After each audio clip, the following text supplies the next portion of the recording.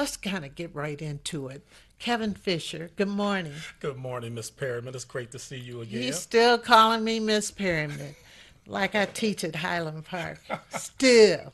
Can't forget those days. I know, and I don't care how old people get, it's still Miss Perryman, so that just tells me something that I'm old too. And that we love and respect you. Oh, thank you. But you were here before to talk about the Dominique Fisher Memorial Foundation. Yes, I Would was. you tell my audience a little about your son? Sure. I established the Dominique Fisher Memorial Foundation in 2011, just after losing my son Dominique to suicide about 3 short years after he had been diagnosed bipolar schizophrenic. He was 20 years old when he was diagnosed, and unfortunately, we lost him 3 years later in 2010. So, actually, June 27th will be the 5 year anniversary of his passing. Jeez, jeez. Well, with that, how did you know? How did you know? You know, it was such a shock for his mom and I. Dominique was a very successful, high functioning student athlete. He did not show any symptoms of mental illness during his high school years. It was his sophomore year in college when he came home for Thanksgiving break that his mom noticed he just was not himself. And she called me right away. What kind of behavior did he exhibit? He was exhibiting very grandiose thoughts of himself. He was likening himself to God. Oh, He okay. talked about taking over the world. He wanted me to contact my influential business people to help him. And that just wasn't Dominique, because Dominique was a very soft spoken young man. And that was not his nature at all. So his mom and I really thought he was under the influence of drugs. Okay. So he unfortunately he killed himself. He did. And I can't imagine. I just can't imagine. And but you kind of pulled yourself up from that, and you took an initiative. Instead of going backwards, Mm-hmm. you've gone forwards. Well, Dominique was my inspiration in life and became my inspiration in his passing as well, because I know Dominique loved people and loved helping people, and he would expect nothing less of me. Now, what is this green shirt you have on? Green is actually the color for mental illness. You know how it's pink for breast cancer. Most people don't know green is the Right. color for mental illness. The shirt that I'm wearing is actually my walk team shirt from last fall's NAMI walk. And across it, it says, I care for someone living with mental illness. Actually, I care for many people who live with mental illness because it's my job now. And it's like almost being trapped when you're mentally ill. It's like you're trapped. Well, it is because our society treats you as mental illness as a weakness, not the medical illness and condition that it truly is. A mental illness, schizophrenia, bipolar, it is a chemical imbalance in the brain. It is not Ray just decided he wanted to act this way today and being troublesome. And we have to acknowledge that. Right, right. Now, NAMI stands for what? NAMI is the National Alliance for Mental Illness. It is the country's largest grassroots advocacy and education organization dedicated solely to improving the quality of life for people and family members who are living with mental illness. Now, are you working with NAMI? I am the state executive director for NAMI. As I mentioned, Dominique's passing inspired me to continue this work as an educator and an advocate. I had two choices. I could curl up in a ball and die myself, or I could try to help other people, because losing a child is always terrible. Losing a child in that fashion was extremely terrible for me, but it's not just the loss of his life, it was the process. The 3 year journey he went on was horrible, quite frankly. To see him lose himself, know who he was and what he was capable of accomplishing, and not be able to reach that because of something he did not choose, because of an imbalance in his brain, and how people in society treated him was extremely hurtful. Okay, quickly, let's talk about the fact, the residual effect of this on the parents and the family. Did you ever, for once, do the guilt thing? Oh, always. I still do. I second guess everything. And one of the struggles I live with every day is I didn't know anything about mental illness, which most of us don't. If it doesn't touch you directly, most of us don't even think about mental illness. But for me, I love my family so much, and it was my job as a father to protect them. The guilt that I deal with is I didn't know enough fast enough to save my son, because my son, his mother, his brother, my mother, everybody was counting on me to help this child. But how did you cope with it?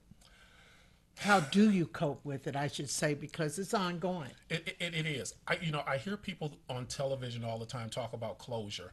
I don't know what that means. I really don't. There's no, my closure will be, Lord, allow me to make it to heaven, and I see my child and he's there to welcome me and hug me and say, Daddy, I love you. That will be my closure. There's no closure for me here on earth. However, what I can do is try to help families and people who are living with mental illness cope with it better, because you don't have to do this alone. And a mental illness diagnosis is an extremely difficult diagnosis for families. It can tear a family apart. Wow. Yes, it can. Yes, it can. And one thing about you all, though, is that you accepted what was happening. Yes, you accepted the fact that at least you took him to get help. Yes, A lot of people don't take them to get help. they don't. And it's because of this stigma of mental illness. We treat people with mental illness as if it is a weakness. It is not. And when you love your child, and I receive these calls and emails every day, you have to fight for your child. You have to fight Fight. for your husband, your Right. loved one, whoever it is. Don't throw them away, because that's when they need you the most. Now, who is the NAMI conference open to? The NAMI conference is open to everybody. The NAMI conference is an annual conference that we host. This year it will be at the Livonia Marriott, connected to Laurel Park Mall at 6 Mile and I-275. It is a 2-day conference, and actually I just received a grant from the state of Michigan that allows me to offer scholarships to first time minority attendees to the conference. One of the issues we have is people in minority communities, and we're speaking about African American, Hispanic, Middle Eastern communities. We have a difficult enough time seeking medical treatment, let alone mental health treatment. This grant allows me to offer an opportunity for minority community persons to attend the conference at no cost. But what you have to do is contact me directly. How do we do that? Contact me directly at KFISCHER at NAMIMI.org. That's K Fischer at NAMIMichigan.org, or call my office at area code 517-485-4049. You have to be a Wayne County resident. You have to be either diagnosed with or caring for someone, so family members can participate, Okay. caring for someone living with a mental illness, and you have to be of either African American, Hispanic, or Middle Eastern descent to receive this scholarship, because we want to encourage people in our minority communities And to. we have to, because we're so reluctant to get the help. Exactly. And that is wonderful. Scholarships to attend the conference so they don't have to pay. They don't have to pay, and it costs $200 to attend the conference, and it includes meals, lunch, snacks, everything. So if you are caring for someone, So you have to be diagnosed. you have to be So I diagnosed. can't, because some days I'm kind of out there. So I say I better Well, go to we'll this. make an exception for you. Oh, But okay. you have to be diagnosed or caring for somebody, Yeah, because again, I want to serious. stress family members can attend. Oh, because like I said, that residual effect. Exactly. It's collateral damage there. Exactly. Okay. So you're going to have an interfaith panel discussion. What is that about? One of the issues we see occurring right now is in our faith community, regardless of your faith background, and in our education community, we're not taking advantage of opportunities to help members of your congregation or in your school with mental illness. Very often, we talk to clergy, and again, regardless of faith denomination, and they think and understand that there is a faith component and a practical treatment component to mental health care. And we invite them to learn about NAMI programs, so we can break that stigma in your church or in your school system. The problem that we run into is many faith leaders say, yes, we recognize it's a problem, but not at my church. It's the church down the street. If 1 in 4 Americans is affected by mental illness, 1 in 10 young people affected by mental illness, that's over 60 million people. Yes, Guess yes, what? Somebody sitting on the pew next to you, somebody sitting in the classroom next to you, yes. is their life has been affected by mental illness, and we have to get past this denial that it doesn't affect us, because it does. I know people. And it doesn't matter your social class either. And No, that's something I want to stress. not social, not so.